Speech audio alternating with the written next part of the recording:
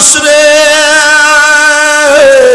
কোন মানুষ যদি দুনিয়া এবং আখিরাতের ময়দানে কল্যাণ পেতে চাও, আল্লাহ নিজে ডাক দেয় মানুষ রে, কোন মানুষ যদি দুনিয়া এবং আখিরাতের ময়দানে কল্যাণ পেতে চাও, আমি আল্লাহ আমি তোমাদের জন্য এমন একটা নায়ক আসমান থেকে আমি আল্লাহ পাঠাইছি, আসমান থেকে আমি আল্লাহ একটা মডেল পাঠাইছি, আসমান থেকে আমি আল্লাহ একটা আইডল পাঠাইছি, আসমান থেকে আমি আল্লাহ একটা নেতা পাঠাইছি।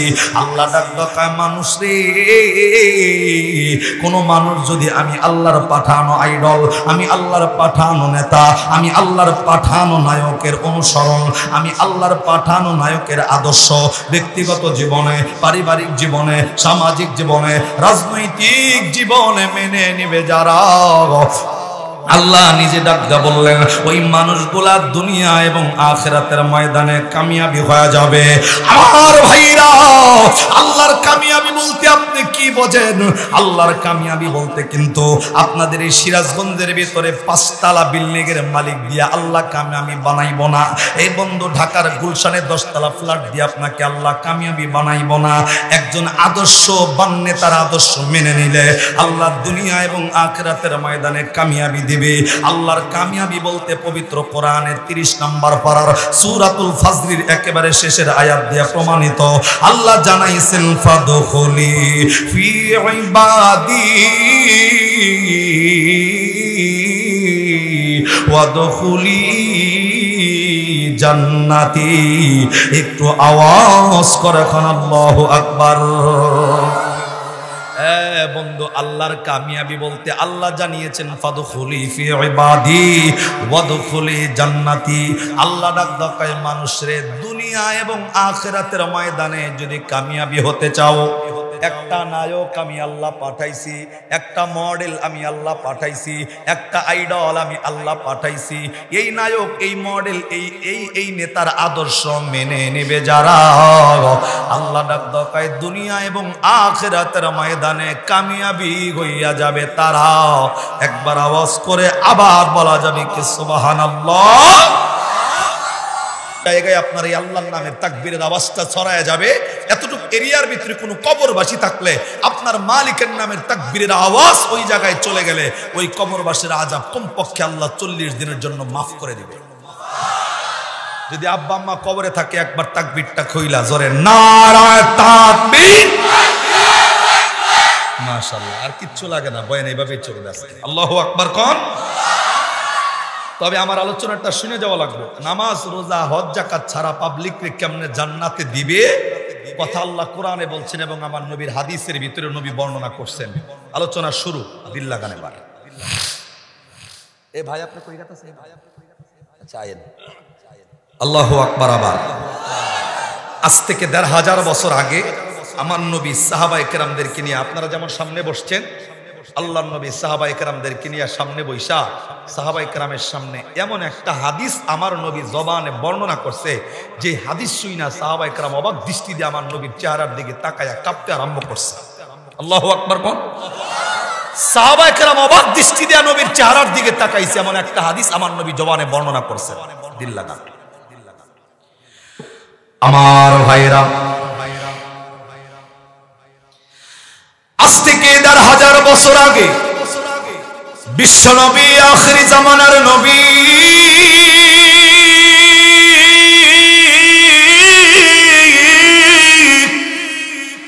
সাহাবায়ে কেরামদেরকে সামনে নিয়ে ডাক দিয়া বললেন, সাহাবী,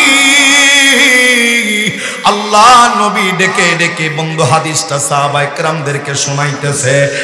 বন্ধু গভীর মনোযোগটা হাদিসটা আলোকে আগে শোনেন। আল্লাহ নবী জবানে ডাকদা বললেন, তাফতারিকু উম্মতি আলা 73 মিল্লাতান কুল্লুহুম ফিন্নার ইল্লা মিল্লাতান ওয়াহিদাতান ক্বালু ওয়া মান হিয়া রাসূলুল্লাহ সাল্লাল্লাহু আলাইহি ওয়াসাল্লাম ক্বালা মা আনা আলাইহি ওয়া আসহাবি রাওয়াহু তিরমিজি রাওয়াহু আবু দাউদ রাওয়াহুল মিশকাত। বন্ধু হাদিসটা প্রসিদ্ধ 3টা কিতাবের ভাষায় বর্ণনা করা হয়েছে। আমার নবী ডাকদা বললেন, সাহাবীরি কিয়ামতের ময়দানে আমার যতগুলা উম্মতি মুহাম্মদী থাকবে, এ বন্ধু পৃথিবীর সকল উম্মতের ব্যাপারে আমার নবী ডাক দেয়া বললেন, সাহাবী কিয়ামতের ময়দানে যত মানুষ আল্লাহর সামনে দাঁড়ায় যাবে, এ বন্ধু শুধুমাত্র ঢাকা বিভাগের মানুষগুলা নয়, রাজশাহী পাবনার এলাকার মানুষগুলা নয়, এই সিরাজগঞ্জের মানুষ আল্লাহর নবী তাদের ব্যাপারেও বললেন। আল্লাহর নবী ডাকদা বললেন, সাহাবী যতগুলা উম্মত আমার দুনিয়ার জমিনে থাকবে, এই উম্মতগুলা কিয়ামতের ময়দানে আল্লাহর সামনে যখন দাঁড়াবেন, আমার নবী ডাকদা কয়, আমার উম্মতগুলা একটা নয়, দুইটা নয়, তিনটা নয়, পাঁচটা নয়, আমার উম্মতগুলা কিয়ামতের ময়দানে ৭৩টা দলে বিভক্ত হইয়া আমার উম্মতগুলা আল্লাহ পাক রব্বুল আলামিনের সামনে দাঁড়া যাবে। এ বন্ধু, আল্লাহ নবী ডাকদা বললেন, সাহাবীরে ৭৩টা দলে আমার সকল উম্মত গুলা দাঁড়াইলে আল্লাহ নবী ডাকদা কয়, তাফতারিকু উম্মতি আলা ৭৩ মিল্লাতান কুল্লুহুম ফিন্নার।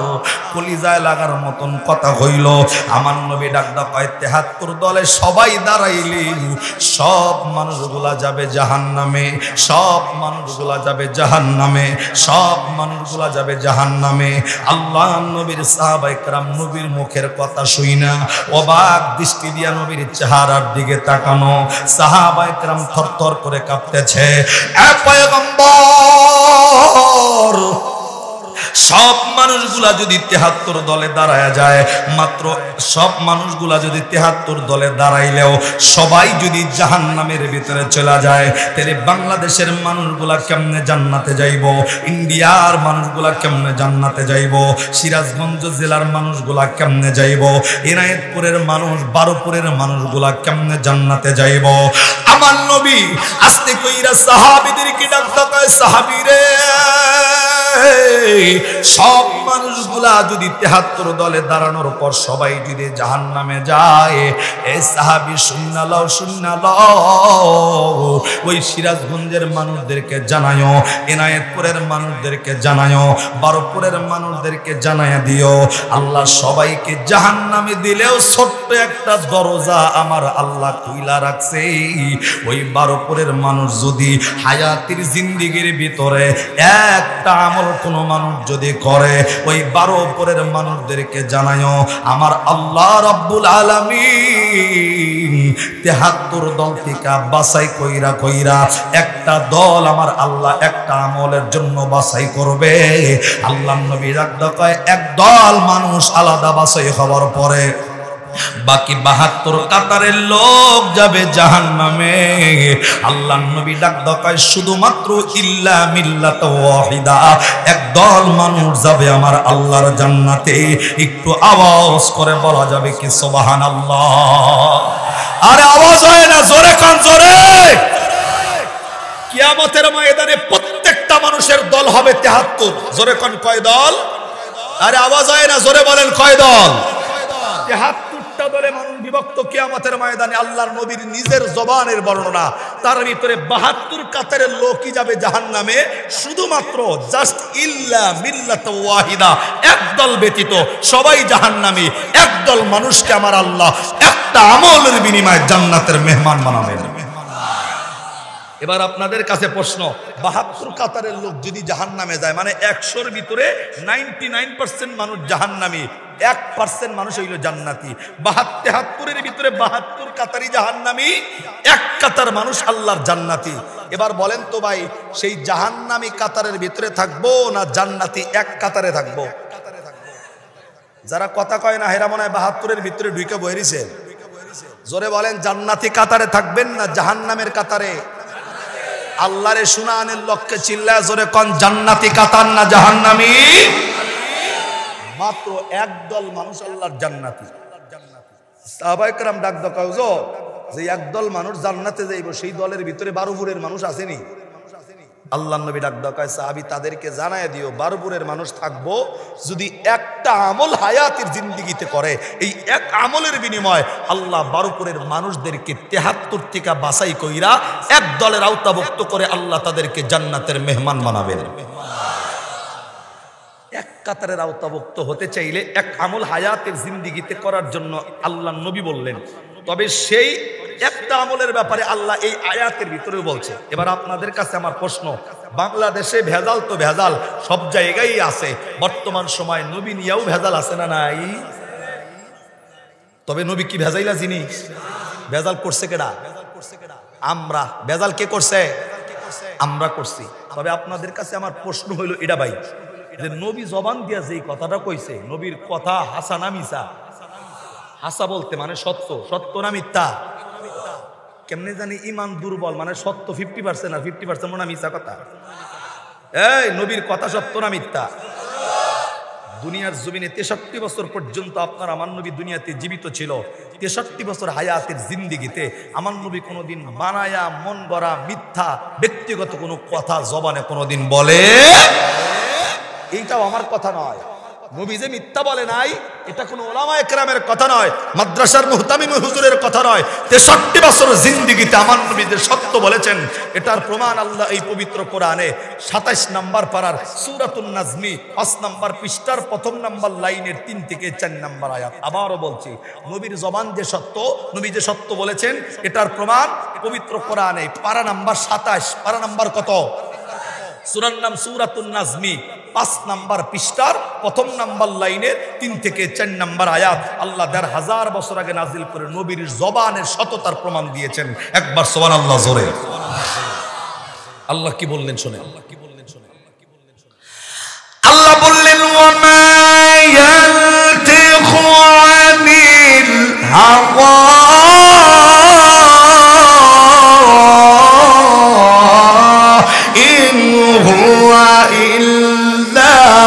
وحي يوحى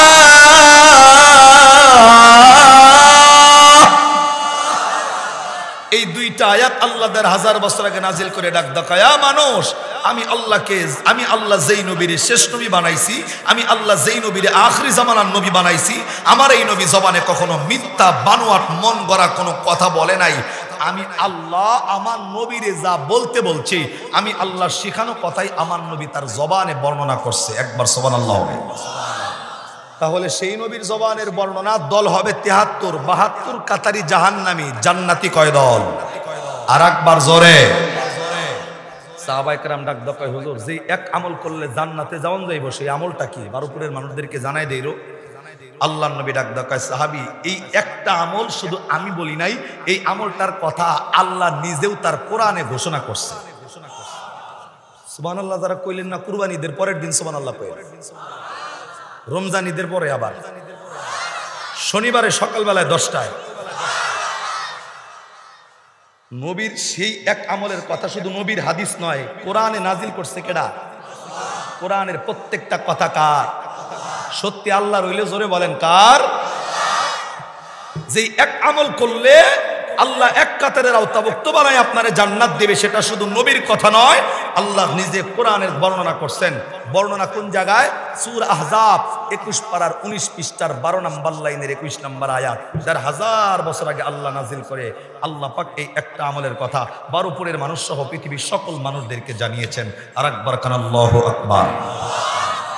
আল্লাহ কি জানাইলেন এবার দিল দেন। আল্লাহ কোন আমলটার কথা জানাইলেন, নবীর আমলের সাথে আল্লাহর আমলের মিল আছে কিনা? আমার ভাইরা, বিশ্ব নবী ডেকে ডেকে ডাকতে বললেন, সাহাবীরে আল্লাহ রাব্বুল আলামিন শুধু এই আমি নবীর হাদিস দ্বারা প্রমাণিত নয়, আমার আল্লাহ এই আমলটার ব্যাপারে পবিত্র কোরআনে আল্লাহ নিজেও আয়াত নাজিল কইরা জানাইছেন। আমার নবী সাহাবীদেরকে তেলাওয়াত করে শোনাইতেছে। আল্লাহ পাক রব্বুল আলামিন পবিত্র কোরআনে সূরাতুল আহজাব 21 নম্বর পারার 19 নম্বর পৃষ্ঠার 12 নম্বর লাইনের 21 নম্বর আয়াতে আল্লাহ ডাক দিয়া বললেন, লাকাদ কানা লাকুম ফি রাসূলিল্লাহি উসওয়াতুন হাসানাতুন লিমান কানা ইয়ারজুল্লাহা ওয়াল ইয়াউমাল আখির ওয়া যাকারাল্লাহা কাসীরা।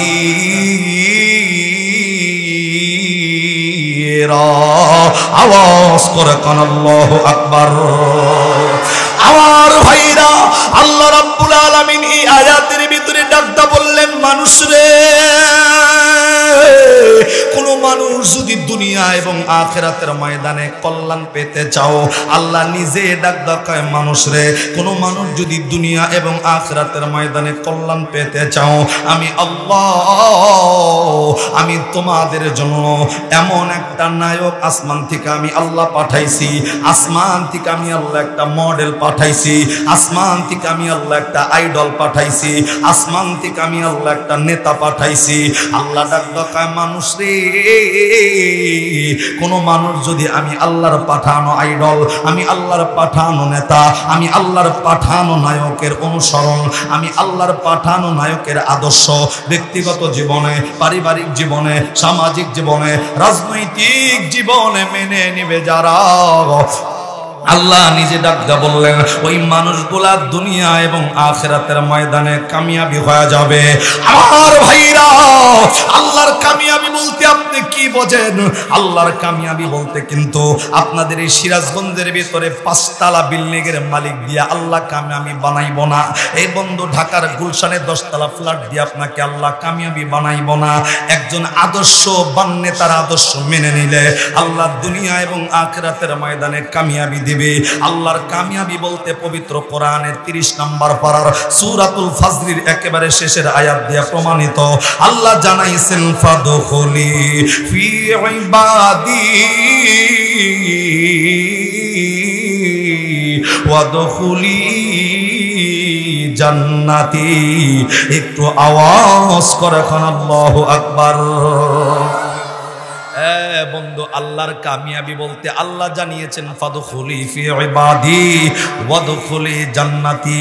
আল্লাহ ডাক দেয় মানুষরে, দুনিয়া এবং আখিরাতের ময়দানে যদি কামিয়াবি হতে চাও, একটা নায়ক আমি আল্লাহ পাঠাইছি, একটা মডেল আমি আল্লাহ পাঠাইছি, একটা আইডল আমি আল্লাহ পাঠাইছি। এই নায়ক, এই মডেল, এই নেতার আদর্শ মেনে নেবে যারা, আল্লাহ ডাক দেয় দুনিয়া এবং আখিরাতের ময়দানে কামিয়াবি হইয়া যাবে তারা। একবার আওয়াজ করে আবার বলা যাবে কি সুবহানাল্লাহ। নায়ক পাঠাইছে কে? আওয়াজ হয় না, জোরে বলেন। নেতা পাঠাইছে কে? আইডল পাঠাইছে কে? মডেল পাঠাইছে কে? এখন আজকে নায়কের কথা বলতে গেলেই যুবকদের মনে হবে শুধু শাকিব খান আর সালমান খানের কথা। যুবক কথা কোন গেলা? হ্যাঁ, আল্লাহ ডাক দেয় একটা নেতা আমি একটা নায়ক পাঠাইলাম, এই নায়কের আদর্শ ব্যক্তিগত জীবন, পারিবারিক জীবন, সামাজিক জীবন, রাজনৈতিক জীবনে মেনে নিলে দুনিয়া এবং আখিরাতের ময়দানে কল্যাণ দিবে। কার কথা? এখন এই নায়কের নাম কি? এ ভাই, আপনারা গেতাছেন কা? এই যে মুরব্বী দুজন উঠে গেতেছে কা, ভাল লাগতেছে না বয়ান? গান কমো, গান কমো, গান কমো। কোরআনের মাহফিল থেকে এক লগে দুইজন উঠে যাওয়া, এটা তো লক্ষণ ভালো না। এক লগের দুইজনের পেশাব আসে না। এই কথা কন না কি লিগা? এই কথা জোরে কর। কি এটা? What is this? What is this? What is this? What is this? What is this? মাহফিল থেকে উঠছেন কেন আপনি? কোরআন হাদিসের আলোচনা যদি ভালো না লাগে, বোঝা লাগবে ইমানে ভেজাল আছে। এই কথা কন না কেন? আমি কি আমার বাবার বানানো কোনো কথা বলছি? তাহলে মাহফিল থেকে উঠলেন কেন আপনি? বসছেন, মনোযোগ দিয়ে বয়ান শোনা লাগবে। হেদায়েত কিন্তু সবার কপালে নাই। নজরুল ইসলাম কাসিমি সাহেব আসছিল, কাসিমি সাহেবকে আল্লাহকে হেদায়েত জ্বালা দিছে। এই কথা কন, কাসিমি সাহেব কি হেদায়েতের মালিক? আরে ভাই কথা কন না, কাসিমি সাহেব হেদায়েতের মালিক, মাদ্রাসার মুতাবিব হেদায়েতের মালিক, উলামা ইকরাম হেদায়েতের মালিক। আরে হেদায়েতের মালিক তো আমার নবীও না, হেদায়েতের মালিক কে? আপনি কোত্থেকে উঠে যান? আপনি কি জানেন আমার নবী নিজে কালেমার দাওয়াত দিছে নিজের চাচারে? নবীর দাওয়াত পাওয়ার পরেও নিজের চাচা কালেমা পয়রা মুসলমান হতে পারে? বুখারীর বর্ণনায় আসছে নিজের চাচা আবু তালেব সারা জীবন বেঈমানি করছে আল্লাহর সাথে। লাস্টে যখন মৃত্যুর শয্যায় উত্তর শিউরি হয়ে শুইছে, আমার নবী সংবাদ পাইছে নিজের চাচা মারা যায়। দৌড়ায় ঘরের ভিতরে ঢুইকা আস্তে করে আমার নবী ডাক দেয়, ইয়া আম্মি আবি তালিব কুল্লা ইলাহা ইল্লাল্লাহ হাজ্জুল্লাকা ইনদাল্লাহি ইয়াউমাল কিয়ামা।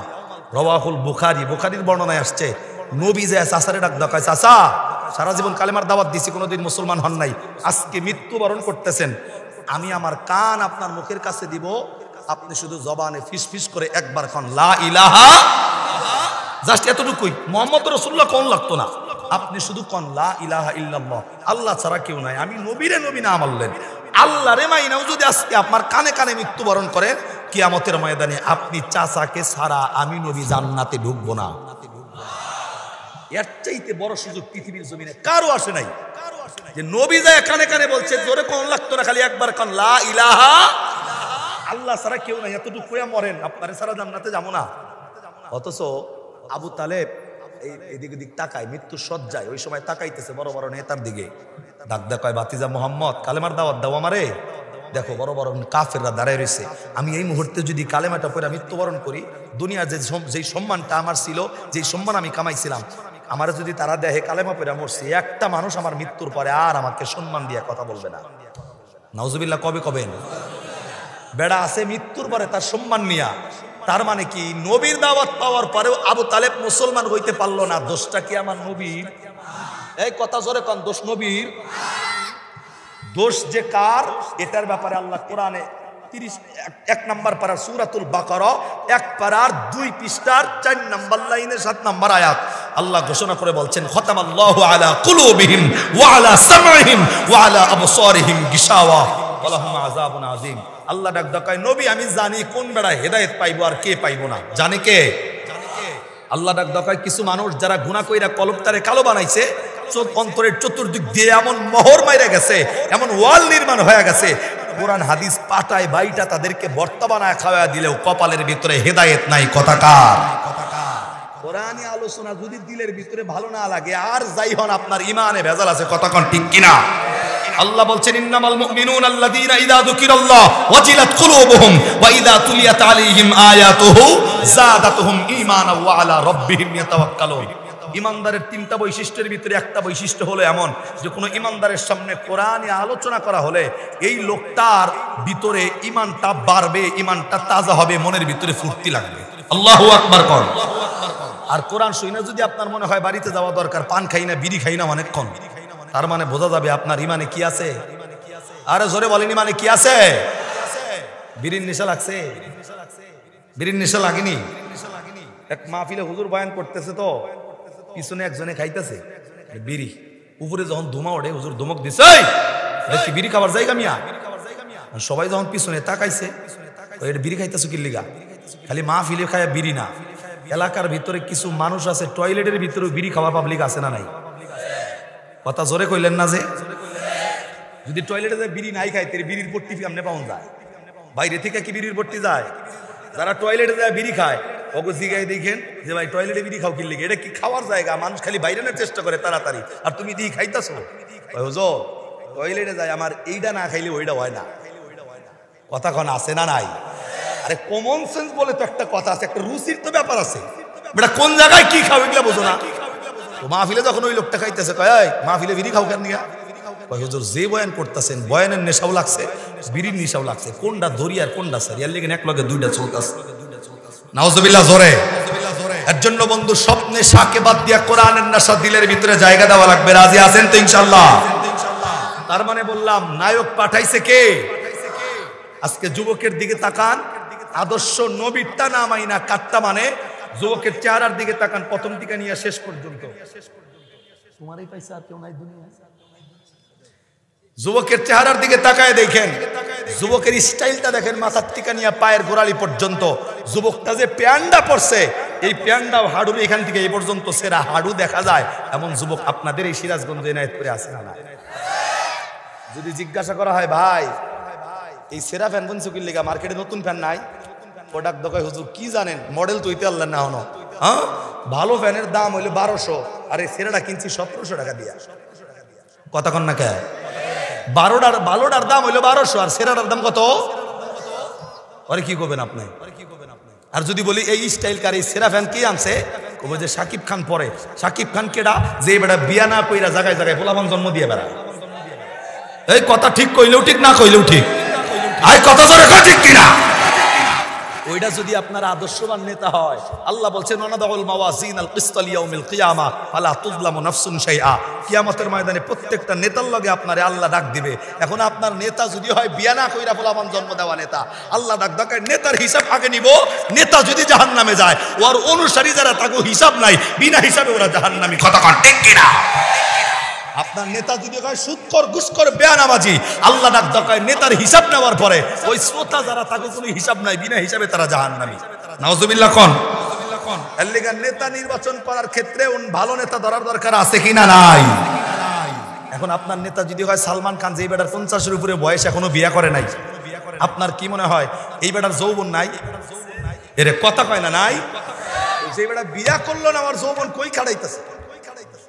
এটা আপনার আইডল, মানে কানে দুল দিচ্ছে আপনিও দিতেছেন, হাতে বয়লা লাগাইছে মাগার আপনিও লাগাইলেন, প্যান্ট যার যেমনে পড়ছে আপনিও এমনি পড়তেছেন। আল্লাহর কসম কিয়ামতের ময়দানে তার অনুসরণ করার কারণে সালমান খানের লগে যদি আপনার হাসর হয়, খুব ভালো লাগবে না ভাই? যারা কথা কয় না মনে ফুর্তি পাইলেন মনে, সালমান খানের লগে হাসর মিয়া কি মনে করতেছেন?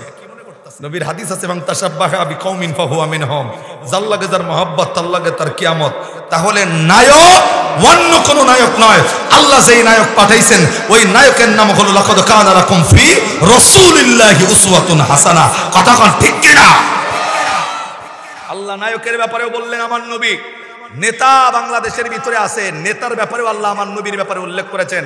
আমি মনে করি বাংলাদেশে আমার নবীর আদর্শ ব্যক্তিগত জীবন, পারিবারিক জীবন, সামাজিক জীবনে প্রত্যেকটা মানুষ যদি মেনে নেয়, আল্লাহর কসম বাংলাদেশে কোনো কালবাড়ে রডের বদলে বাস ঢুকবে না। তিনজনে ঠিক কইলেন, আদিকে হেই গ্রুপের লোক নাকি? আরে জোরে কোন ঠিক কিনা? বাংলাদেশের ভিতরে তাকায় দেখেন ভাই, কলিজায় লাগে কথা। দেখবেন একটা মুরগি যদি কেউ চুরি করে, এই মুরগি চোরের বিচার মোরে মোরে হয়। রিক্সাওয়ালা নাই মা মুরগি চোরের 3টা থাবুর দিয়ে চলে যায়। অথচ বাংলাদেশের ভিতরে অনেক নেতা আছে যেই বেড়া কলমের এক খোসা দিয়া 5 মিনিটে কোটি টাকার মালিক হয়, এমন নেতা বাংলাদেশে আছে না নাই? মুরগি চোরের বিচার বাংলার মোরে মোরে হইতাছে, যেই বেড়া গরিব দুঃখীর হক নষ্ট কইরা 5 মিনিটে কোটি টাকার মালিক হয়, এদের বিচার বাংলার জমিনে হওয়ার দরকার আছে না নাই?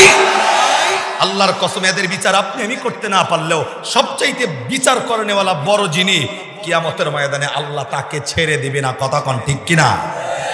আপনি আমি করোনা ভাইরাস আর কি ভাইরাস মনে করি, তাদের চিন্তাই একটা, কলমের খোসা দিয়া মসজিদ মাদ্রাসার টাকা পর্যন্ত মাইরা খাওয়া নেতা বাংলাদেশে আছে না নাই?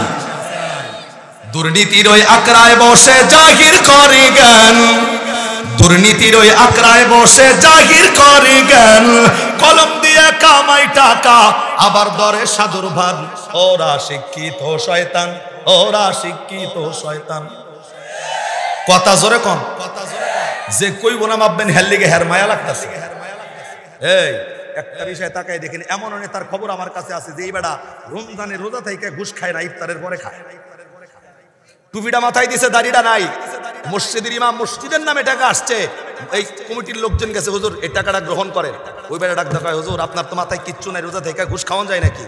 যখন ওই লোকটা চলে আসে কয় আগে যায় না, টাকাটা খামের ভিতরে বইরা ওই ডয়ারের নিচ দ্বারাই খেয়ে যান, এখন তো রোজা রয়েছে ধরন যাইব না, ইফতারের পরে ধরুন।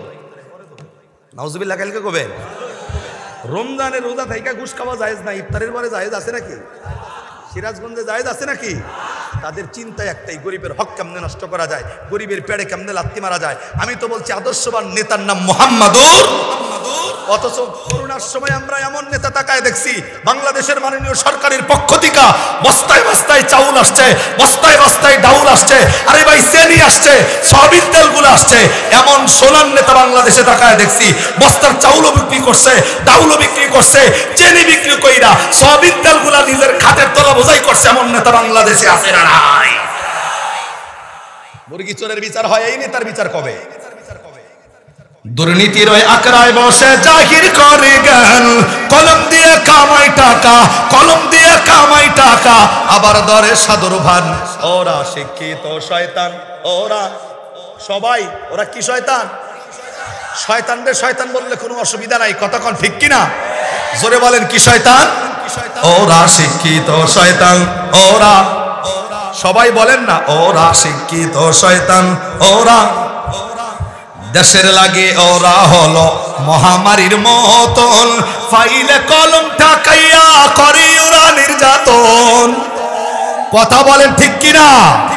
দেশের লাগি ওরা হলো মহামারীর মতন, ফাইলে কলম ঠাকাইয়া করি ওরা নির্যাতন, ঘুষের টাকাই ওয়াদের ভুরি, ঘুষের টাকাই ওয়াদের ভুরি করে যে টান টান, ওরা শিক্ষিত শয়তান।